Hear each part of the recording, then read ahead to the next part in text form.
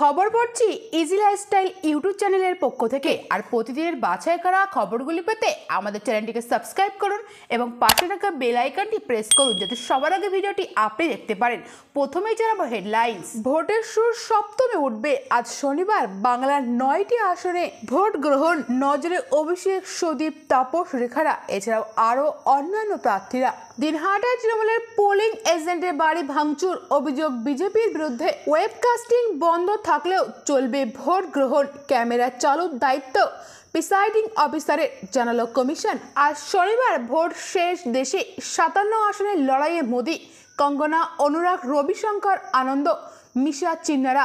আবাসনের ভোটারদের দিকে নজর কমিশনের। মোতায়েন 78 কোম্পানি বাহিনী। বস্তি এলাকাতে কিউআর টিম। বিদ্যাধরীর পাড়ে ঘাসফুল নাকি পদ্ম। বারাসাতে পতিত পাবনী দেগঙ্গা। এ আসনে মেরুকরণ গ্রাম, শহর এবং ভাষা নিয়েও আজ শেষ দফার ভোট। ভোট শেষের সন্ধ্যায় ধ্যান ভাঙবেন মোদি।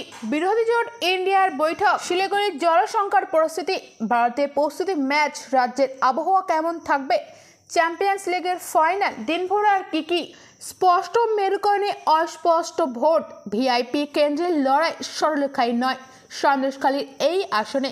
কলকাতায় ভোটের আগে সন্ধ্যায় হাওড়া সেতু থেকে লক্ষ লক্ষ টাকা উদ্ধার পুলিশের। বাইক সহ আটক 6 জন। শনিবার ভোট শেষের পরে বুথ ফেরত সমীক্ষা নিয়ে কোনো টিভি বিতর্কে অংশ নেবেন না কংগ্রেস। কেন এমনটা জানালো 206টি জনসভা। মেরুকরণ উস্কে ধ্যানমগ্ন মোদি। ভোট বদলের সৌরভ দাবি কংগ্রেস নেতাদের। যাদবপুরে সিপিএম কর্মীদের উপর হামলার অভিযোগ তৃণমূলের বিরুদ্ধে। লোকজন নিয়ে তারা প্রার্থী সিজনের। পঞ্চায়েতে অশান্ত ভাঙড়কে এবার ঠান্ডা রাখতে প্রস্তুতি লালবাজারের। পঞ্চায়েতের স্মৃতি টাটকা। বিধাননগরের স্পর্শকাতর এলাকায় বিশেষ কিউআরটি, জানালো নির্বাচন কমিশন। কলকাতা উত্তরের ঐতিহ্য মেঘনাথ সাহা থেকে অজিত পাঁজা। ইগো আসল প্রার্থী সুদীপ বনাম তাপসের যুদ্ধ। কলকাতা দক্ষিণের লড়াইয়ে বিজেপির পাশে অঙ্ক নেই। পক্ষান্তরে তৃণমূলের সঙ্গে রয়েছে স্বয়ং মুখ্যমন্ত্রী জয়ের পরম্পরা। ফলে দেবশ্রী চৌধুরী এবং মালা রায়ের লড়াই ভূমিকাটাই আলাদা। 6 জুন পর্যন্ত রাজ্যে মোতায়েন 400 কোম্পানি কেন্দ্রীয় বাহিনী। শেষ দফায় বাংলায় মোতায়েন থাকবে 967টি কোম্পানি বাহিনী, জানালো কমিশন। 100% বুথেই হবে ওয়েবকাস্টিং, জানালো কমিশন। ভোট প্রচারে সবচেয়ে বেশি হেলিকপ্টার ব্যবহার করেছে তৃণমূল। সন্দেশখালীর রেখা পাত্রের 5 সঙ্গীকে শর্ত সাপেক্ষ জামিন দিল কলকাতা হাইকোর্ট। দিনভর আর কি বিশেষ খবর রয়েছে জানাবো বিস্তারিত। শুরু হয়েছিল এপ্রিলের 19 তারিখে।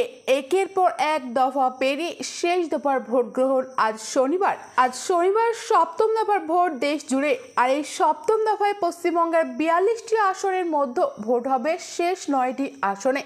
দমদম, বারাসাত, বসিরহাট, জয়নগর, মথুরাপুর, ডায়মন্ড হারবার, যাদবপুর, কলকাতা উত্তর এবং কলকাতা দক্ষিণ কেন্দ্রে ভোট হবে আজ।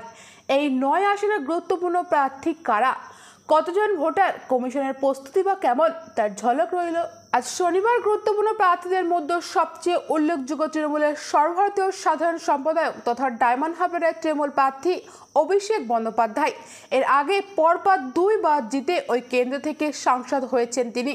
এবার তার বিরুদ্ধে বিজেপি প্রার্থী করেছে অভিজিৎ দাসকে। যদিও ভোট পণ্ডিতদের এক অংশের মতে ডায়মন্ড হারবার কেন্দ্রে অভিষেকের হাড্ডাহাড্ডি হওয়ার কেউ রুখতে পারবে না। এছাড়াও দমদমের তৃণমূল প্রার্থী সৌগত রায়, বারাসাতের তৃণমূল প্রার্থী কাকলি ঘোষ দস্তিদার, এছাড়াও রয়েছে জয়নগরের তৃণমূল প্রার্থী প্রতিমা মণ্ডল, কলকাতা উত্তরের তৃণমূল প্রার্থী সুদীপ বন্দ্যোপাধ্যায় এবং দক্ষিণ কলকাতার তৃণমূল প্রার্থী মালা রায় নামছে লড়াইয়ে। প্রত্যেকেই গতবারের নির্বাচিত সাংসদ, প্রত্যেকেই নিজের কেন্দ্র থেকেই লড়ছে। শুধু বসিরহাট এবং যাদবপুরের প্রার্থী বদল করেছে রাজ্যের শাসক দল। বসিরহাটের বিদায়ী সাংসদ নুসরাত জাহানের বদলে তৃণমূল এবার প্রার্থী করেছে হাজী নুরুল ইসলামকে। যাদবপুরে গতবারের বিজয়ী প্রার্থী মিমি চক্রবর্তীর বদলে রাজ্যের শাসক দল প্রার্থী করেছেন তৃণমূলের যুবনেত্রী সায়নী ঘোষকে। সপ্তম দফার ভোটে নিজের প্রমাণ করার লড়াইও লড়বেন কয়েকজন। তাদের মধ্যে অন্যতম বসিরহাটের বিজেপি প্রার্থী রেখা পাত্র এবং কলকাতার উত্তরে বিজেপি প্রার্থী তাপস রায়। রেখা সন্দেশকালীন আন্দোলন থেকে বঙ্গ রাজনৈতিক আলোকবৃত্তে উঠে এসেছেন। সন্দেশখালীতে বিক্ষোভ আছড়ে পড়ার পর থেকেই সংবাদ মাধ্যমের পর্দায় বারবার ভেসে উঠেছিল তার মুখ। নারী নির্যাতনের অভিযোগ তুলে শাসক তৃণমূলের বিরুদ্ধে সুর চড়িয়ে অচিরেই প্রতিবাদী মুখ হিসেবে পরিচিত লাভ করেছে। আর ফিরে তাকাতে হয়নি। বারাসাতে প্রধানমন্ত্রী নরেন্দ্র মোদীর সভায় গিয়ে তার সঙ্গে সাক্ষাৎ করেন। পরে নাকি মোদীর কথাতে দিল্লি বাড়ি লয়ের বসিরহাট কেন্দ্রে বিজেপির টিকিটে তার প্রার্থী হওয়া।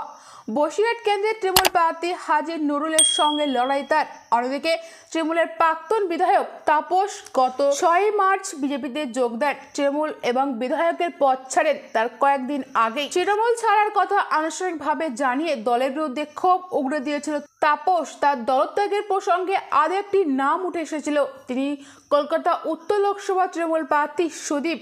তার সঙ্গে তাপসের সম্পর্ক তৃণমূলের বরাবরই মধুর ছিল। দলত্যাগের কথা ঘোষণার মাধ্যমে তাপস জানান তার বাড়ি ইডি হানার নেপথ্যে সুদীপের হাত রয়েছে।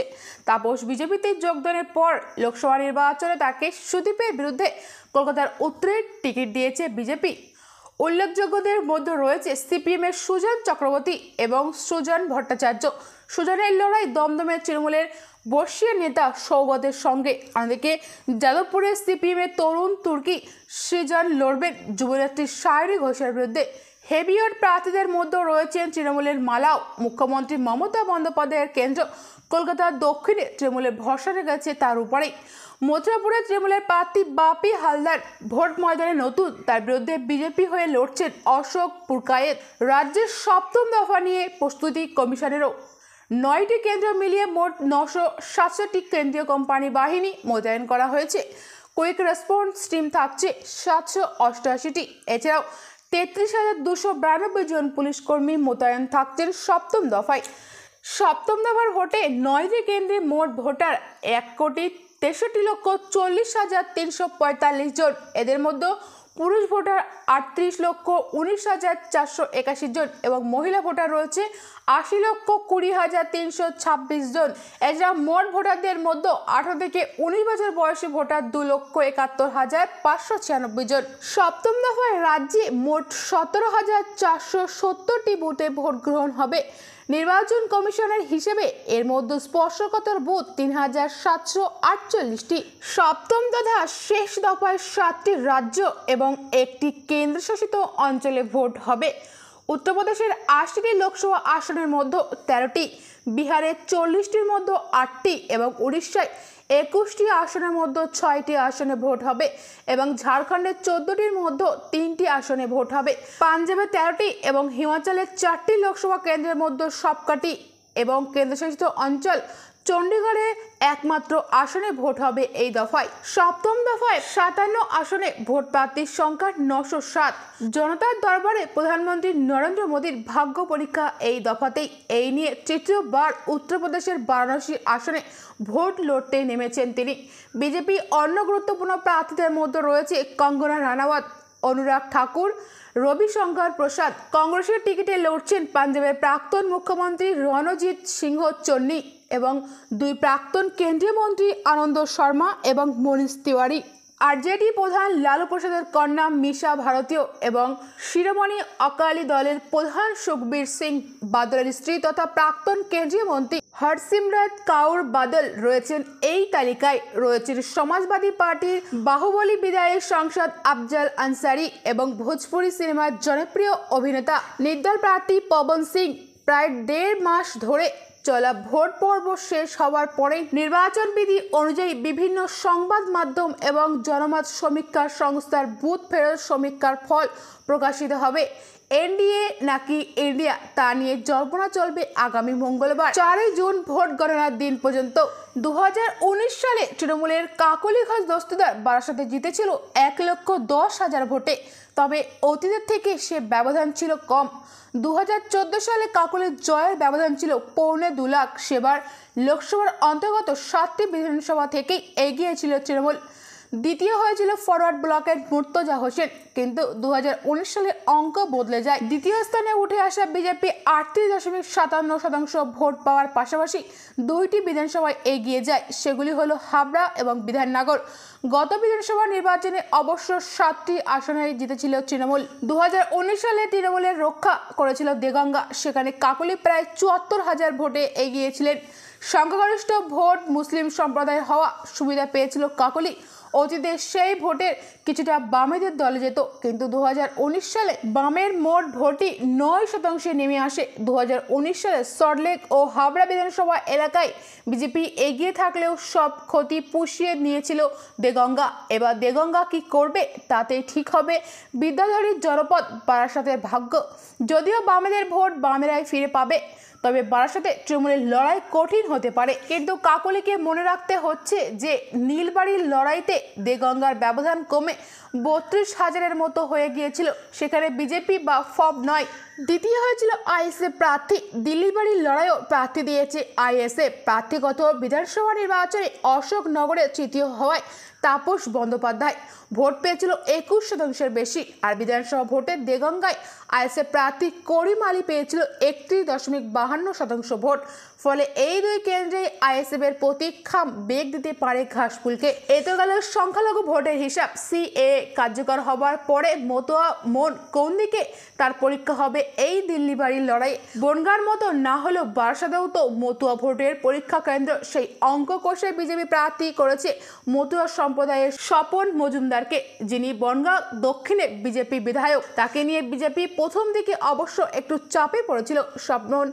স্বপ্নের বিরুদ্ধে অতীতে মাদক মামলা রয়েছে, দলের মধ্যেও বিতর্ক তৈরি হয়েছিল। তবে বিজেপির ভাবনায় স্বপন নন বারাসাতে আসলে প্রার্থী দল, আর অঙ্ক সে অঙ্কে রয়েছে দেগঙ্গা এবং আইএসএফ। আছেন বাংলা ভাষার কথা বলা উদ্ধস্তরা, রয়েছেন বাংলায় কথা না বলা সল্টলেক নিউটাউনের অভিহিত ভোটারেরাও। মনে করা হচ্ছে হিন্দু মুসলিম বাঙালি অবাঙালি গ্রাম্য শহরে মেরুকরণেও প্রভাব ফেলবে বারাসাতের ভোটে। আবার কলকাতার সংলগ্ন Dum Dum park, Bangur lake town, Dattabad Sukanta নগরে এলাকায় ভোট নিয়েও রয়েছে ভাগাভাগি অঙ্ক। কলকাতার উত্তরা তৃণমূল প্রার্থী 5 বছরের সাংসদ সুদীপ বন্দ্যোপাধ্যায়ের আগে এখানকারই বিধানসভা আসন বউবাজার থেকে 4 বার বিধায়ক হয়েছে, সেটা অবশ্য কংগ্রেসের টিকিটে। সুদীপের জীবনেও কম দলবদল নেই। 1998 এবং 1999 সালে তৃণমূলের টিকিটের সাংসদ সুদীপ 2004 সালে কংগ্রেসের সমর্থনে নির্দল প্রার্থী হিসেবে লোকসভায় লড়েছিল। সেবার তৃণমূল প্রার্থী সুব্রত মুখোপাধ্যায়ের জয়ের কাটা হন তিনি। ভোটে জিতে যান সিপিএম এর সুধাংশু শীল। এরপরে আবারও 2009 থেকে টানা 3 বার তৃণমূলের টিকিটে কলকাতা উত্তরের সাংসদ সুদীপই। আশ্চর্য নয় যে বহরমপুরে ভূমিপুত্র সুদীপ উত্তর কলকাতায় মানুষপুত্র হয়ে উঠেছে। তবে এবার দেখার বিষয় তার জেতার পথ সুনিশ্চিত কিনা। এই ছিল বিস্তারিত খবর। পরবর্তী বিশেষ সংবাদ পেতে চ্যানেলটিকে সাবস্ক্রাইব করুন এবং পাশে থাকা বেল আইকনটি প্রেস করুন, যাতে সবার আগে ভিডিওটি আপনি দেখতে পারেন।